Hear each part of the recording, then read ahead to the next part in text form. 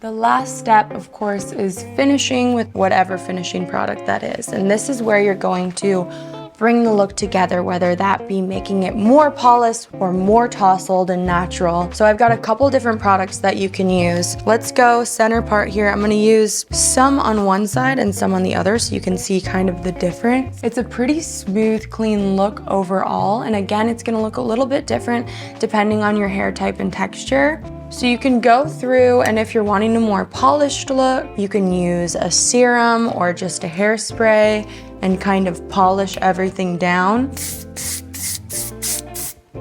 and keep it looking just clean and nice.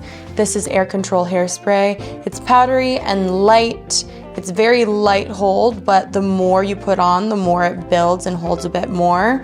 But it's almost like a texture spray a little bit with a bit more hold. Now, on the other side, we've got Aveda dry texture spray, and that one's actually going to give you a bit more texture. So adding this in is going to bring out a bit more of the tousled look, right?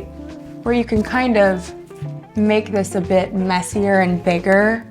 Even though it's still polished, you've got more texture in there, yeah? And then if you want even more of a texture, I'm gonna use Aveda's Control Paste, which is actually kind of a tacky little paste. Looks like this. Doesn't look like this when it's new, but I think Ruskin did that to this one. I don't usually do it in that. That's hilarious.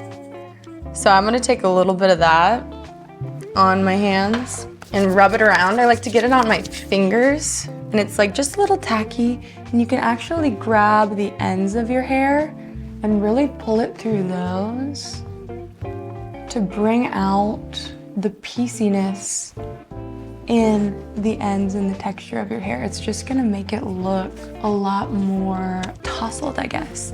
You can also get it up at the roots for a little bit of body and volume. It polishes it while bringing out movement in the hair. So see how different that looks? It's like so slight, but makes your style very different. One photo you see of Jennifer Aniston has like smooth, silky, everything's more together, and then the next one you see all of her layers are coming out and being really piecey.